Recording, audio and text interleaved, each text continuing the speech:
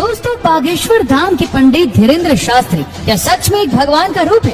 और इसके नाम से मोदी और योगी जैसी सरकारें क्यों कांपती है? क्या बाबा कोई सच में चमत्कार करते हैं या कोई माया है इसके पीछे?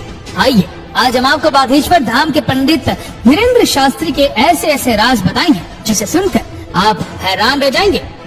दोस्तों, बागेश्वर धाम सरकार जी इन दिनों कुछ ज्यादा ही चर्चाओं में है और YouTube, Facebook समेत कई सोशल मीडिया प्लेटफॉर्म पर ये छाए हुए, क्योंकि इनके अंदर जो खासियत है वो किसी चमत्कार से कम नहीं है।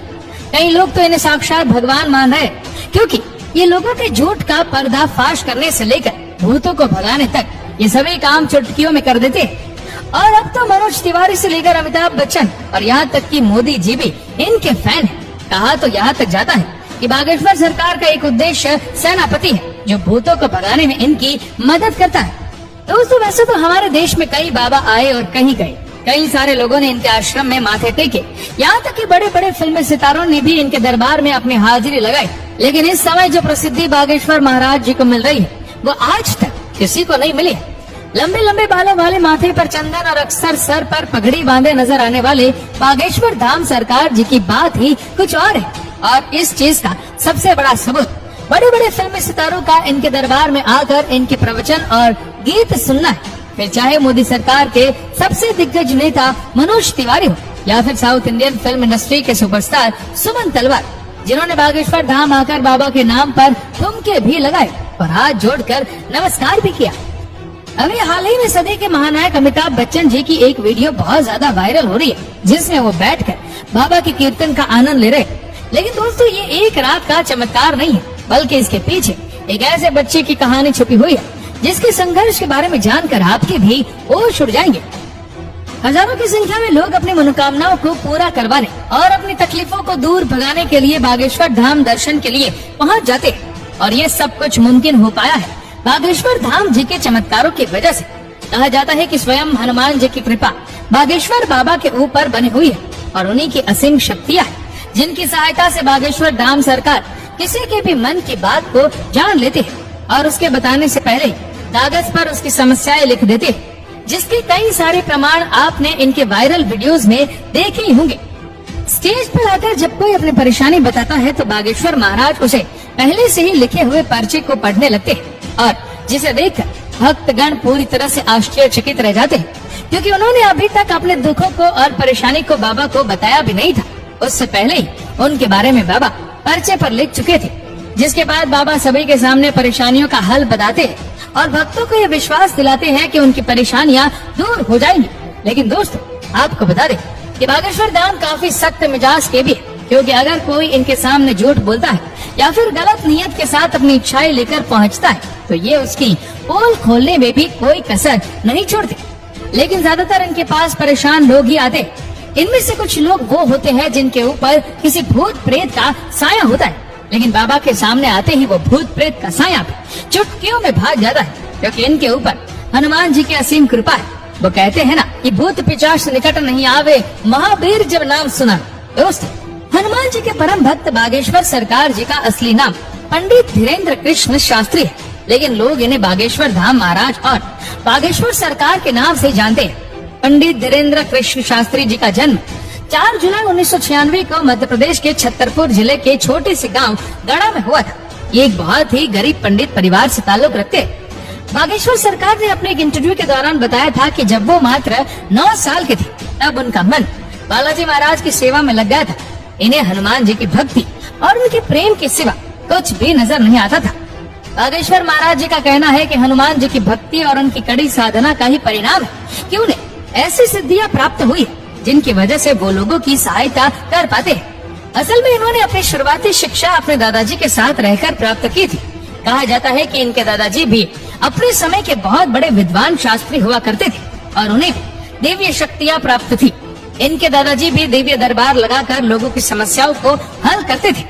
तभी से उन्होंने अपने दादाजी को अपना गुरु मान लिया और उनसे ही सारी चीजें सीखने लगे। दादाजी के साथ रहकर उन्होंने रामायण, महाभारत और गीता जैसे धार्मिक ग्रंथों का अध्ययन किया। लेकिन अगर इनकी प्रारंभिक शिक्षा की बात की जाए तो बागेश्वर सरकार ने अपने गांव से ही 8वीं तक पढ़ाई की और फिर उसके बाद अपने आगे की पढ़ाई पूरी करने के लिए वो गांव से करीब 6 किलोमीटर दूर जाया करते थे, क्योंकि गांव में हाई स्कूल नहीं था। इसी तरह इन्होंने 12वीं की परीक्षा दी और 12वीं पास करने के बाद इन्होंने बैचलर ऑफ आर्ट्स में अपना ग्रेजुएशन भी पूरा किया। यानी कि हनुमान जी की असीम कृपा के साथ साथ बागेश्वर सरकार के पास डिग्रियां भी है।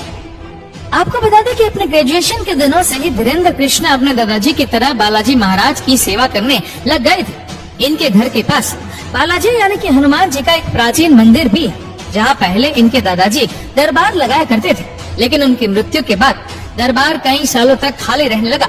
लेकिन धीरेन्द्र कृष्ण शास्त्री ने हनुमान जी की सेवा करनी नहीं छोड़ी और वो लगातार बालाजी के नाम का ध्यान करने लगे। लंबे समय तक ध्यान में लीन रहने के बाद इनके ऊपर बालाजी और उनके स्वर्गीय दादाजी ने अपनी कृपा दिखाई और अचानक से ही इन्हें असीम शक्तियों का एहसास होने लगा। उन्हें महसूस हो रहा था कि वो लोगों के मन की बातों को समझ सकते हैं, वे क्या चाहते हैं, उनके दिमाग में क्या चल रहा है। ये सारी बातें वे बिना कुछ कहे ही समझ जाते थे और उनका निवारण भी बताते थे। अपनी इन शक्तियों का इस्तेमाल करके इन्होंने लोगों के कष्टों को दूर करना शुरू कर दिया। लोग जब इनके पास अपनी समस्या लेकर आते थे तो ये पहले से उनके मन की बात समझकर उन्हें समस्या का समाधान बता देते थे। धीरे धीरे धीरेन्द्र शास्त्री जी को ये समझ में आ गया कि उनके अंदर उनके दादाजी की ही तरह दिव्य शक्तियाँ मौजूद है। तब जाकर उन्होंने अपना दरबार लगाना शुरू किया और यहीं से धीरेन्द्र कृष्ण शास्त्री बागेश्वर धाम सरकार के नाम से फेमस होने लगे। मंगलवार और शनिवार को अपना धाम लगाकर ये भक्तों के दुख और तकलीफों का निवारण करते। जिनकी अर्जी लगती है उन्हें बागेश्वर धाम अपने पास बुलाते और उसकी समस्या को उसके बिना कुछ बोले ही सवाल और सवालों का हल एक पर्चे में लिख देते, जिससे लोगों का विश्वास बागेश्वर धाम पर और भी ज्यादा बढ़ने लगा है। आप ये जानकर हैरान रह जाएंगे कि बागेश्वर धाम सरकार ने केवल भारत में ही नहीं बल्कि पूरी दुनिया में अपने दरबार लगाए और लाखों की भीड़ इकट्ठा करके उनके दुखों का निवारण किया। कुछ लोग तो इन्हें साक्षात भगवान का दर्जा देते, हालांकि कुछ महिलाएं ऐसी भी है जो बागेश्वर धाम सरकार की खूबसूरती को देखकर उनके ऊपर अपना दिल हार बैठती है और उनकी बातें सुनने और उन्हें एक नजर देखने के लिए उनके धाम पहुंच जाती है। लेकिन अपने सख्त मिजाज के लिए मशहूर बागेश्वर महाराज जी का ध्यान इस तरह की चीजों पर बिल्कुल भी नहीं जाता। वैसे दोस्तों, हमारे देश में जहाँ बाबाओं और तांत्रिकों की छवि इतनी ज्यादा खराब हो गई है, जिनमें से आधे से ज्यादा तो जेल की हवा खा रहे। जैसे ही जनता किसी बाबा पर अपना विश्वास दिखाती है, वैसे ही उसके काले कारनामों का चिट्ठा खुलने लगता है, जिस वजह से लोग अब इन चीजों पर विश्वास करने से घबराने लगे। इस माहौल में अगर कोई 26 वर्षीय शख्स अपनी दिव्य शक्तियों से लोगों को हैरान कर दे तो दुनिया के मन में सवाल तो उठेंगे और उन्हीं सवालों का जवाब ढूंढने के लिए कई मीडिया कर्मी भी बाबा के दरबार में चोरी छुपके से जा चुके ताकि वो बागेश्वर धाम की सच्चाई जान सके। लेकिन इतने सारे स्टिंग ऑपरेशन के बाद भी कोई जान नहीं पाया कि आखिर कैसे बागेश्वर महाराज लोगों के मन की बात जान लेते, क्योंकि कई सारे जो नए लोग दरबार में आए होते उनकी भीड़ लग जाती है और जब वो बाबा के सामने जाते हैं तो उनके मन की सारी बातें बाबा पहले से ही लिख चुके होते। इस तरह की चीजें देखकर मीडिया कर्मियों की भी होश उड़ गए और वो लगातार बागेश्वर महाराज को लेकर जांच पड़ताल करे। लेकिन अभी तक उन्हें कोई भी ऐसी चीज प्राप्त नहीं हुई जिसे लेकर वो बागेश्वर धाम सरकार के ऊपर किसी तरह का सवाल उठा सके या उन पर कोई आरोप लगा सके। शायद इसीलिए बड़े बड़े नेता और अभिनेता बागेश्वर धाम पर विश्वास करने लगे। वैसे दोस्तों, इनके बारे में एक बात बहुत ज्यादा प्रचलित है, वो ये है कि इनका एक सेनापति भी जो किसी को दिखाई नहीं देता। वो सेनापति बागेश्वर धाम सरकार की रहस्यमय तरीके से मदद करता है। हालांकि ये बात कितनी सच्ची है और कितनी झूठी ये तो कोई नहीं जानता, लेकिन बागेश्वर महाराज के भक्तों का मानना है कि बाबा के पास कोई न कोई रहस्यमय शक्ति जरूर है, जिसकी सहायता से वे भूतों प्रेतों को डरा कर भगा देते हैं। और भक्तों का ये कहना है कि जिस किसी का भी भूत बाबा ने भगाया उसे आज तक कोई परेशानी नहीं हुई है। तभी तो इनके दरबार में लाखों लोग आते हैं, नहीं तो आज के समय में किसके पास इतनी फुर्सत है कि वो किसी बाबा के दरबार में जाकर उसके प्रवचन सुने। तो दोस्तों, आपको क्या लगता है कि सच में बागेश्वर धाम के धीरेन्द्र शास्त्री के पास ऐसी दिव्य शक्तियाँ है या फिर वो एक झूठ है? हमें नीचे कमेंट करके जरूर बताएगा।